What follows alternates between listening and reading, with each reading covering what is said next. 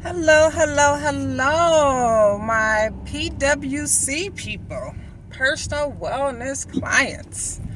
So today's video, I am going to share something common that I've have talked about with my personal wellness clients. So most of my personal wellness clients have transitioned from psychotherapy, and now they're working with me to continue everything they worked on in therapy. So usually therapy is for a limited time, and after you learn your skills, well, whatever brought you to therapy, after you've felt better and are able to move on with your life, got the help that you needed, usually therapy ends if it's not a treatment plan that you're working on. So personal wellness is very important because it stays with you for life. It's that pick-me-upper, right? So what I do is I talk about some of the things that my client has learned in therapy. We also talk about strategies that I talked about as a psychotherapist. So you may wonder, why? Why do I keep talking about psychology with my personal wellness clients? Well, I'll tell you. I have a master's degree in psychology. I love the field. I believe in the field and so much of the work that psychologists and psychiatrists do. I am pro mental health. I am pro self-love. So this is what it's about when you come to any service with me. Most likely I will recall something from psychology. I will pull some tools from psychology because it's very helpful. So the thing that's been common with my personal wellness clients recently is something called rational thinking, rational thoughts. So like I said, most of my clients, they have come from psychotherapy, so they transition, they finish working with their therapist. However, so it's whenever you change a behavior, the behavior could every now and then come back up, right? So it's like extinction burst. It just boom, here I go feeling sad again, right? After I've had 48 days of feeling happy, I was able to reverse my negative thoughts, but somehow I feel sad again, right? So just because you made it successful in therapy does not mean your problems are gone. That does not mean you're going to just be this strong person. Okay, this is why personal wellness is so important, and I love doing this work. So if a client have a habit, which is good, of reversing negative thoughts, which is I hate myself, I love myself, right? So before, the client probably could not ever say they love their self, but after transitioning from therapy, most likely they have found self-love. Okay, so in personal wellness, the clients who I'm referring to have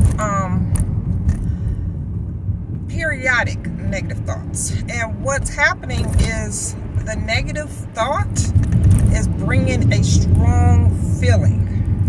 Okay, so it's not that they believe in the negative thought like before when they were in psychotherapy. It's a type of heightened anxiety where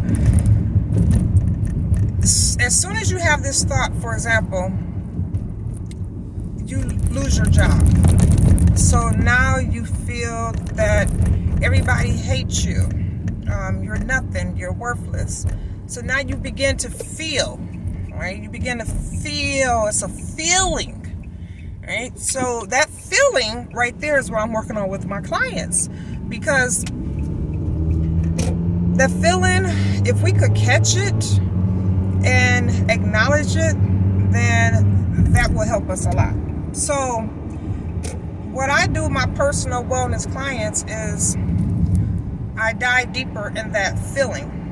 Okay, so that feeling came from that thought. So it's a rational belief. So things happen to all of us. Okay, bad things, good things. So when a bad thing happens and your thoughts attack you, even though you may not even have control over this situation, now you're feeling, right? We're talking about feelings. Sad. You're feeling like signs of depression. You're feeling hopeless, but it's only for that moment. But that thought and that feeling could bring a client down. So it's so neat. This is why I'm so pro therapy, but this is personal wellness because I do, I combine it. That's the benefit of working with me as a personal wellness coach, because you get some therapy naturally and organically. But, okay, so when my clients have that thought and it leads to the feeling, so what I'm doing is I'm having them analyze more of the feeling, because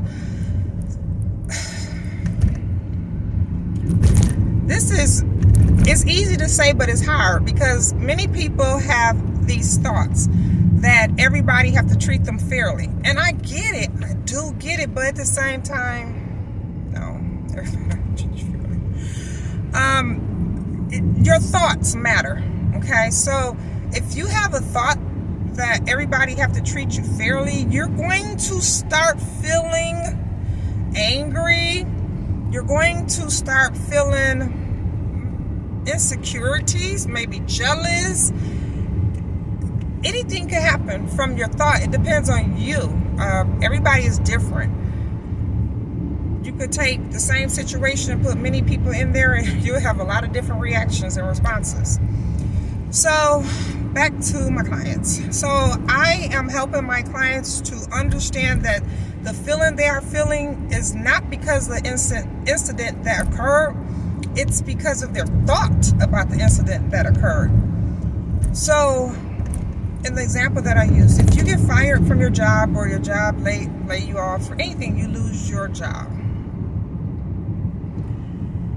Okay, that's stressful. That's a lot of pressure. But what you do next matters. Okay, so because at the end of the day, the situation happened. We can only control what we can control, right?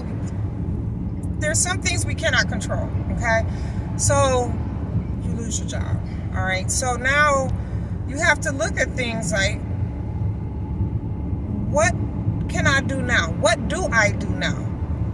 What led up to this? But not beat yourself up. What could I improve on? What could I have done better? Is there anything that I did wrong at all? Maybe it's not me.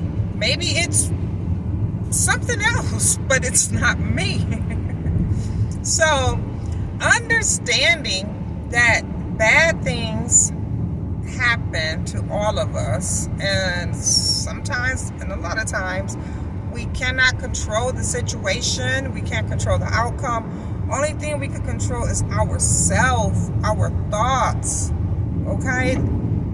Because what you do next matters. Again, as I say, like, if you beat yourself up, it's going to be challenging to think of solutions. So you lose your job. Yes, that's a bad thing. I mean, you keep it real. Yes, it's bad. I don't like this feeling. I'll be okay.